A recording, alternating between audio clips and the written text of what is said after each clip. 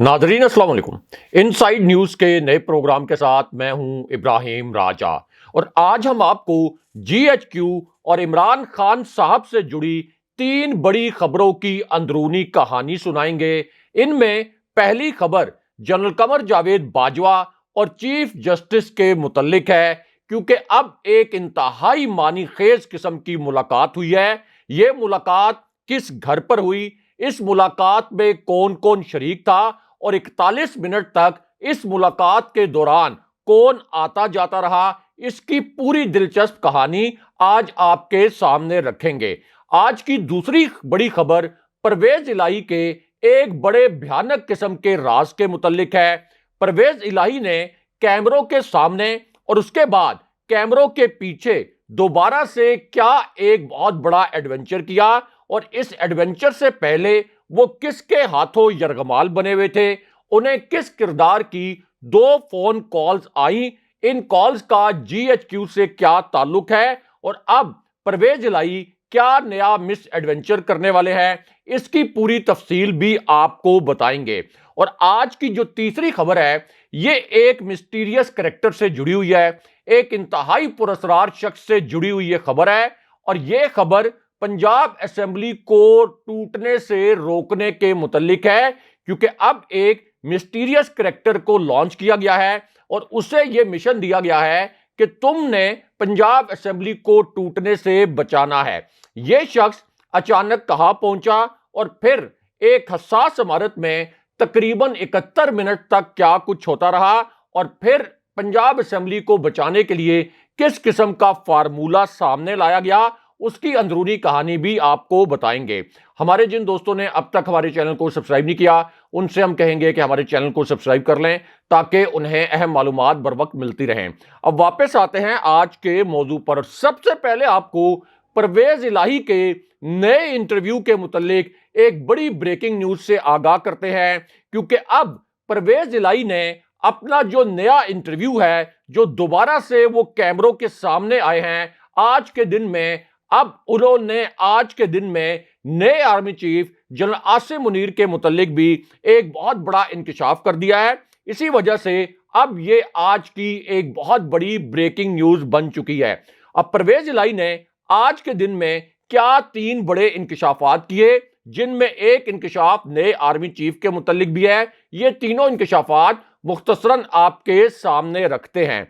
तो मामला यह है कि परवेज इलाही ने पहला दावा तो यह किया कि 99% जो पीटीआई के लोग हैं और जो काफ लीग के लोग हैं, परवेज इलाही ने पहला दावा यह किया और पहला इंकशाफ यह किया कि इस वक्त पीटीआई के और काफ लीग के 99% लोग पंजाब असेंबली तोड़ने के मुखालिफ हैं।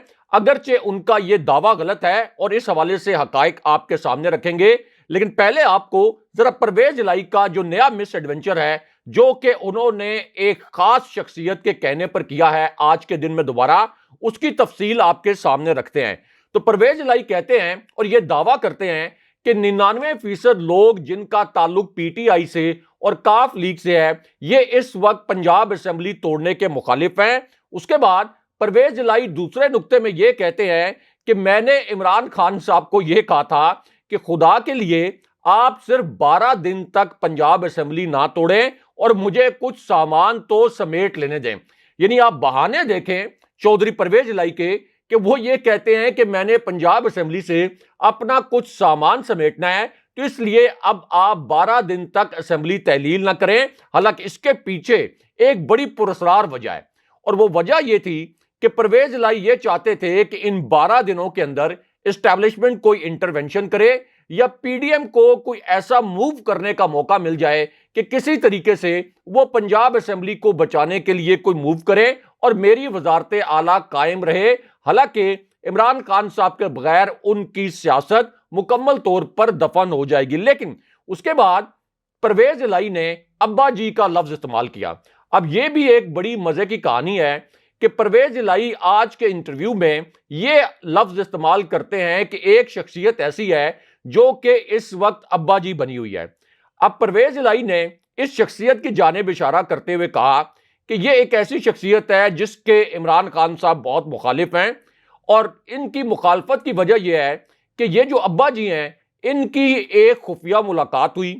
इस मुलाकात को अपनी जानिब से मुकम्मल तौर पर सीक्रेट रखने की कोशिश की गई।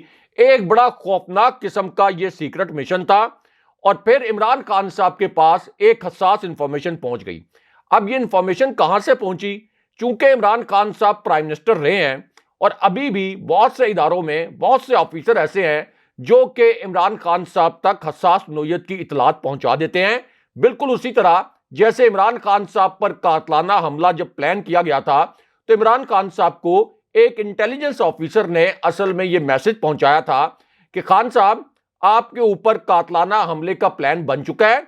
यह कातलाना हमला करके इसको एक मजहबी रंग दिया जाएगा और अब आपने मोहतात रहना है। और महीना भी बता दिया गया था कि किस महीने में इमरान खान साहब पर यह कातलाना हमला होगा। यह इंफॉर्मेशन भी इमरान खान साहब को एक ऑफिसर की जानिब से मिली थी। अब इसी पूरी सूरत हाल में यह जो पूरी खुफिया मुलाकात हुई थी, इसके मुतल्लिक भी इमरान खान साहब के पास इंफॉर्मेशन आ गई। और इमरान खान साहब के मुतल्लिक जानने वाले जानते हैं कि वो बड़े एग्रेसिव लीडर हैं, बड़े स्ट्रेट फॉरवर्ड लीडर हैं। उन्होंने इन मालूमात को रोका नहीं बल्कि कौम के सामने रख दिया। और उसके बाद इमरान खान साहब ने बताया कि ये जो ताकतवर इदारे के ताकतवर सरबराह हैं, जिनके हाथ में पाकिस्तान का पूरा सियासी मुस्तकबिल है, ये किस शहर में गए थे, किस बिल्डिंग में इनकी ये खुफिया मुलाकात हुई और ये मुलाकात किन किरदारों से हुई, ये पूरी तफसील फिर इमरान खान साहब ने कौम के सामने रखी। और ये कहा कि चीफ इलेक्शन कमिश्नर की हमजा शहबाज और मरियम नवाज से खुफिया मुलाकातें हुई थी और इनके कहने पर फिर तहरीक इंसाफ को चीफ इलेक्शन कमिश्नर ने और इलेक्शन कमीशन ने टारगेट किया। अब चौधरी परवेज लाई चीफ इलेक्शन कमिश्नर के मुतालिक ये कहते हैं कि चीफ इलेक्शन कमिश्नर इस वक्त अब्बा जी बने हुए हैं। अब उसके बाद चौधरी परवेज लाई एस्टैब्लिशमेंट के मुतालिक, यानी नई एस्टैब्लिशमेंट के मुतालिक, नए army chief general Asim Munir की जो एस्टैब्लिशमेंट है उसके मुतालिक आज के दिन में एक बड़ा इंकशाफ करते हैं। और फिर ये एक बहुत बड़ी हेडलाइन बन जाती है। जो आपके प्राइम टाइम प्रोग्राम्स हैं वहां भी चौधरी परवेज लाई का ये जो इंकशाफ है इसको बड़े मानीखेज अंदाज में डिस्कस किया जाता है। अब चौधरी परवेज लाई ये कहते हैं कि एस्टैब्लिशमेंट, फौज और अदलिया न्यूट्रल है। हालांकि चीफ जस्टिस साहब और उनकी जो अदालत है यानी सुप्रीम कोर्ट, ये तो जनरल बाजवा के आखिरी 7 माह के दौरान जो बदतरीन इंसानी हकूक की खिलाफ वर्जियां हुई उस पर मुकम्मल तौर पर खामोश रहे। बल्कि यह कहा जाता है कि चीफ जस्टिस और उनके जो जज साहिबान हैं ये मुकम्मल तौर पर उन 7 माह में सोए रहे। यहां तक कि आजम सवाती को अगवा करके उनकी अहलिया की एक नाजेबा वीडियो भी बनाई गई, लेकिन चीफ जस्टिस साहब टच से मस नहीं हुए। लेकिन उसके बावजूद चौधरी परवेज लाई अब यह मौजिका खेज किस्म का दावा करते हैं कि एस्टैब्लिशमेंट, फौज और अदलिया न्यूट्रल है। खास तौर पर अदलिया के मुतालिक जो उनका दावा है कि वो न्यूट्रल है, यह दावा मुकम्मल तौर पर गलत है। अब उसके बाद नए आर्मी चीफ के मुतालिक भी पहली मर्तबा चौधरी परवेज लाई ने आज के दिन में एक नया इंकशाफ किया और वो ये कहते हैं कि एस्टैब्लिशमेंट सियासतदानों से ज्यादा समझदार है, उस्मान बुज़दार एहसान फरामोश है, जरदारी खुले दिल का आदमी है, जितने वजीर मांगे जरदारी ने मुझे उतने वजीर दिए। यानी एक तो उस्मान बुज़दार के ऊपर इल्जाम लगा दिया, हालांकि उस्मान बुज़दार ने कभी चौधरी परवेज लाई के मुतालिक इस तरह से बात नहीं की थी। और ऊपर से आप लालच की इंतहा देखें, चौधरी परवेज लाई जिनको वजारत आला सिर्फ इमरान खान साहब की मकबूलियत की वजह से मिली हुई है, और अगर इमरान खान साहब अगले इलेक्शन में काफ लीग के साथ सीट एडजस्टमेंट ना करें तो काफ लीग पंजाब से शायद 1-2 नशिस्तों से जायद नशिस्तें नहीं जीत सकी थी, क्योंकि पूरी जो 14 जमातें थी पीडीएम की, इनके साथ इलेक्शन कमीशन मिला हुआ था, जनरल बाजवा की एस्टैब्लिशमेंट भी मिली हुई थी। लेकिन उसके बावजूद इमरान खान साहब ने 3/4 अक्सरियत से पंजाब का ज़िमनी इलेक्शन जीता। और यहां पर चौधरी परवेज लाई को आसिफ अली जरदारी एक अजीम कायद और एक बड़े मेहरबान कायद नजर आ रहे हैं। और वो ये कह रहे हैं कि जरदारी बड़ा खुले दिल का आदमी है, जितने वजीर मांगे उसने उतने दिए। जैसे कोई आसिफ अली जरदारी ने अपनी जेब से निकाल के वजीर दिए। आसिफ अली जरदारी ने तो सारे सिंध के सरकारी वसाइल खर्च किए थे जब पंजाब में वो हुकूमत बनाने और हुकूमत गिराने के लिए जोड़ तोड़ कर रहे थे। अब उसके बाद चौधरी परवेज लाई ने इमरान खान साहब और नए आर्मी चीफ के मुतालिक भी एक बड़ा दावा किया। अब चौधरी परवेज लाई ये कहते हैं कि हमने कब इमरान खान की सपोर्ट नहीं की, सेनेट की सीटें हमने इमरान खान को लेकर दी थी। अब ये एक और मजाक है, यानी पंजाब असेंबली में तहरीके इंसाफ के अरकाने पंजाब असेंबली के बलबूते पर जो सेनेट की सीटें जीती गई, उसका क्रेडिट कौन ले रहा है? उसका क्रेडिट ले रहे हैं चौधरी परवेज लाई। हालांकि जानने वाले जानते हैं कि किस तरह से कामिल अली आगा को इमरान खान साहब ने आउट ऑफ वे जाकर अकोमोडेट किया था, लेकिन एक मरतबा फिर यहां पे चौधरी परवेज लाई ने अपनी एहसान फरामोशी दिखाई। उसके बाद वो ये कहते हैं कि जब हमने ये सीटें लेकर दी इमरान खान को सेनेट की, तो उसके बाद फिर इमरान खान सीधे हो गए और मोने सिलाई को उसके बाद उन्होंने वज़ीर-ए-आला बनाया।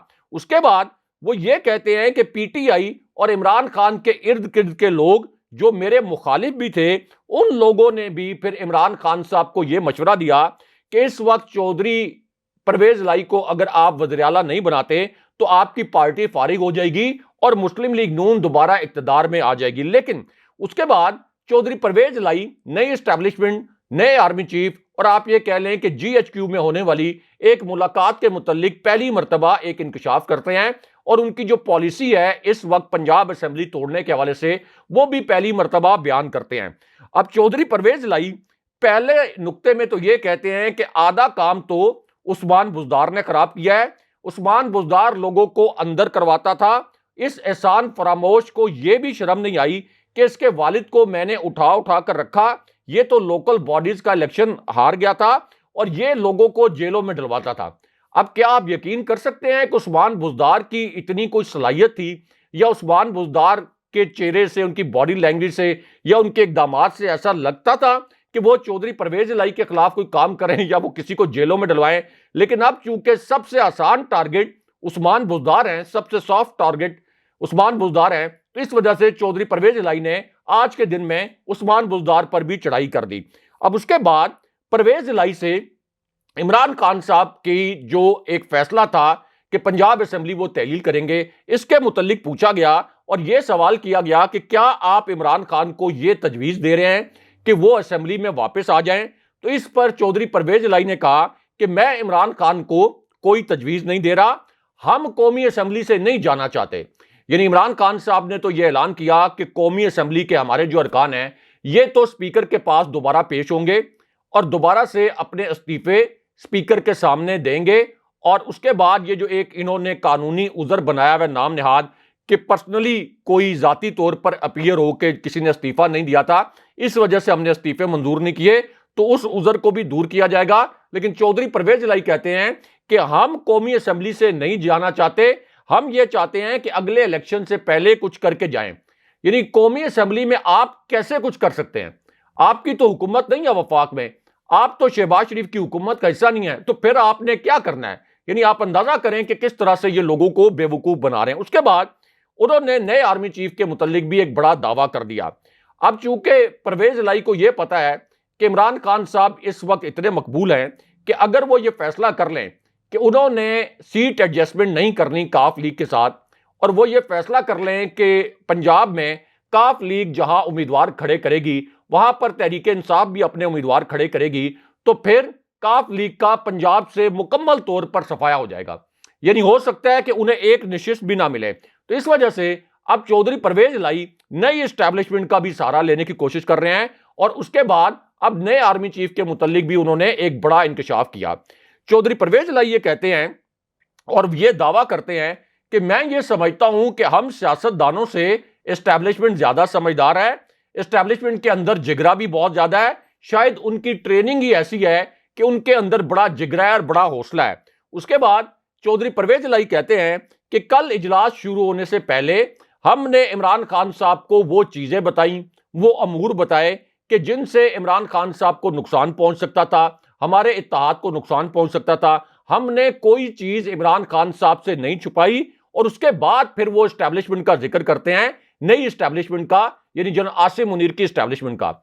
अब यहां पर चौधरी परवेज लाई ये कहते हैं कि हमने नई एस्टैब्लिशमेंट को एक पैगाम दिया इमरान खान साहब से मीटिंग करने के बाद, इमरान खान साहब को यह बताने के बाद कि हमने इस जलसे में क्या बातें करनी है, क्या बातें नहीं करनी, क्या बातें ऐसी होंगी जो नई एस्टैब्लिशमेंट को पसंद होंगी और क्या बातें ऐसी होंगी जो एस्टैब्लिशमेंट को नहीं पसंद होंगी। तो चौधरी परवेज लाई कहते हैं कि हमने एस्टैब्लिशमेंट को भी बता दिया कि हमने इमरान खान साहब तक तमाम पैगामात पहुंचा दिए हैं, उन्हें अच्छे बुरे के मुतल्लिक बता दिया है, लेकिन उसके बावजूद खान साहब ने असेंबली तोड़ने का ऐलान कर दिया। लेकिन यहां पर परवेज इलाही ने आखिरी इंकशाफ एस्टैब्लिशमेंट के फैसले के मुतल्लिक किया और चौधरी परवेज इलाही से सवाल यह पूछा गया कि क्या एस्टैब्लिशमेंट की जानिब से आपको यह कहा गया था कि असेंबलियां अभी ना तोड़ें और सिस्टम को चलने दें? यानी जो आपकी रावलपिंडी में जो चौधरी परवेज इलाही का तैयारा लाहौर से उड़ा, चकलाला एयरबेस पर उतरा, सबसे पहले हमने आपको इसके मुतल्लिक खबर दी थी। तो यह पूछा गया कि आपकी जो जीएचक्यू में मुलाकात हुई तो क्या एस्टैब्लिशमेंट ने आपको यह कहा कि अभी असेंबलियां ना तोड़ें और मौजूदा निजाम को चलने दें? तो इस पर चौधरी परवेज इलाही ने कहा कि जाहिर है एस्टैब्लिशमेंट यह समझती है कि इस वक्त मईशत का बेड़ा गर्क हो चुका है और मजीद बेड़ा गर्क हो जाएगा अगर असेंबलियां तोड़ी गई। वो नहीं चाह रहे कि जो कुछ इस वक्त हो रहा है वो इस तरह हो। वो ये चाह रहे हैं कि मौजूदा निजाम चले, पंजाब और वफाकी हुकूमत अपनी मुद्दत पूरी करे। और अगर आप बार बार कहेंगे, यानी एक तो उन्होंने ये कहा कि नई एस्टैब्लिशमेंट चाहती है कि पंजाब असेंबली और कौमी असेंबली अपनी मुद्दत पूरी करे, और अगर हमने ये ना किया, अगर हमने पंजाब असेंबली तोड़ी तो फिर उनके पास यानी एस्टैब्लिशमेंट के पास एक और रास्ता भी है और वो 1 साल के लिए माशी इमरजेंसी लगा सकते हैं। यानी उसका मतलब यह है कि अक्टूबर में भी फिर इलेक्शन नहीं होंगे और अगले साल जाके इलेक्शन होंगे। लेकिन यहां पर सबसे अहम बात यह है कि इमरान खान साहब इस वक्त इतने मकबूल हैं कि अगर इस किस्म का कोई फैसला किया गया तो 85% इलाके पर इमरान खान साहब की हुक्मरानी है, तो इससे वफाक की जड़ें हिल जाएंगी। लेकिन यहां पर जनरल बाजवा और चीफ जस्टिस की मुलाकात के मुतालिक भी एक बड़ी दिलचस्प किस्म की खबर आई है, क्योंकि चीफ जस्टिस अब खुद सामने आए हैं और उन्होंने जनरल रिटायर्ड कमर जावेद बाजवा का एक बड़ा राज खोल दिया है। यानी यह बता दिया कि जनरल बाजवा से उनकी जो मुलाकात हुई, यह मुलाकात क्यों हुई, इसकी मुलाकात की दरखास्त कहां से आई थी और इस मुलाकात का एजेंडा क्या था। अब यह मुलाकात उस वक्त हुई जब जनरल कमर जावेद बाजवा मुकम्मल तौर पर रोपोशी में चले गए थे। बज़ाहिर वो मुकम्मल तौर पर गुमनामी में चले गए थे। अब चूंकि इमरान खान साहब की पॉपुलैरिटी इतनी है और उनका मौकफ यह था कि जनरल बाजवा ने उनकी हुकूमत गिराई, तो इस वजह से अप्रैल 2022 के बाद जनरल बाजवा पाकिस्तान की तारीख के सबसे गैर मकबूल आर्मी चीफ बन चुके थे। इसी वजह से अब जनरल बाजवा की कोई खास पब्लिक अपीयरेंस नहीं होती और अगर कोई किसी अवामी इवेंट में वो जाएं भी तो इसके मुतालिक कोई खबर सामने नहीं लाई जाती। लेकिन अब एक मुलाकात हुई है बड़ी अहम नौयत की और बड़ी मानी खेज जनरल बाजवा की, और इस मुलाकात के मुतालिक फिर एक खबर भी लॉन्च करवाई गई, क्योंकि जनरल बाजवा लाहौर गए और पसे पर्दा कुछ मकासिद थे जनरल रिटायर्ड कमर जावेद बाजवा के लाहौर के विजिट के, और वहां पर जब उन्होंने एक मुलाकात की तो इसकी खबर भी सामने आई और यह मुलाकात उन्होंने की साबिक चीफ जस्टिस साकिब निसार से। लेकिन अब आज के दिन में जस्टिस साकिब निसार खुद कैमरों के सामने आए हैं और उन्होंने जनरल बाजवा का एक बड़ा राज आज के दिन में खोल दिया है। अब साबिक चीफ जस्टिस साकिब निसार को चूंकि पीटीआई के जो लोग हैं ये कदरे इज्जत की निगाह से देखते हैं, इसलिए जनरल बाजवा उनके साथ मिलने गए। और अब साकिब निसार ये कहते हैं कि खुद जनरल रिटायर्ड कमर जावेद बाजवा ने उनसे मिलने की दरखास्त की थी। मुझे यह पैगाम भिजवाया जनरल रिटायर्ड कमर जावेद बाजवा ने कि मैं आपसे मिलना चाहता हूं और मुझे यह कहा कि मैं आपसे मिलकर आपकी खिदमात को सराहना चाहता हूं, आपको खिराज तहसीन पेश करना चाहता हूं। यह आज के दिन में जस्टिस साकिब निसार ने इंकशाफ किया है। लेकिन यहां पर नए army chief general Asim Munir के फैसले और एक फैसला कुन मुलाकात के मुतालिक भी एक बड़ी खबर आई है। इसकी अंदरूनी कहानी भी आपके सामने रखते हैं। अब यह जो फैसला कुन मुलाकात है यह उस वक्त हुई जब आप कह सकते हैं कि चौधरी परवेज इलाही अमली तौर पर यरगमाल थे। उन्हें 2 फोन कॉल्स की गई और इन कॉल्स के बाद फिर चौधरी परवेज इलाही जनरल बाजवा के दिफा में सामने आए और उन्होंने एक इंटरव्यू दिया और उसके बाद एक हंगामी स्टेटमेंट भी जारी कर दिया।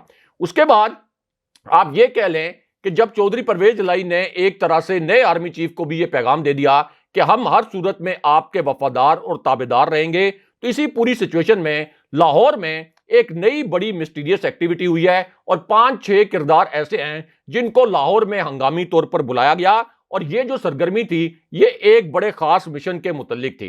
अब वो मिशन ये था कि किस तरीके से पंजाब असेंबली को बचाया जाए और इसके लिए एक पुरस्कार और मिस्टीरियस कैरेक्टर को ऑन बोर्ड लिया गया, उसकी खिदमात ली गई। अब ये जो एक्टिविटी है इससे पहले एक ऐसी इतला आई जिसने पूरी कौम के होश उड़ा दिए।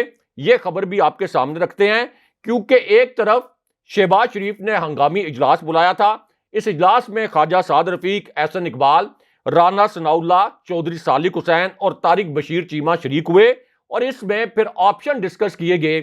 एक हतमी फार्मूला तय किया गया कि किस तरीके से पंजाब असेंबली को टूटने से बचाना है। अब यहां पर फिर एक और मिस्टीरियस कैरेक्टर की एंट्री भी हुई और उसके बाद यह फैसला किया गया कि अभी फिलहाल तो तहरीके अदम एतमाद नहीं लाई जा सकती, क्योंकि सेशन चल रहा है, तहरीके अदम एतमाद लाने का इस वक्त आईनी तौर पर कोई ऑप्शन नहीं।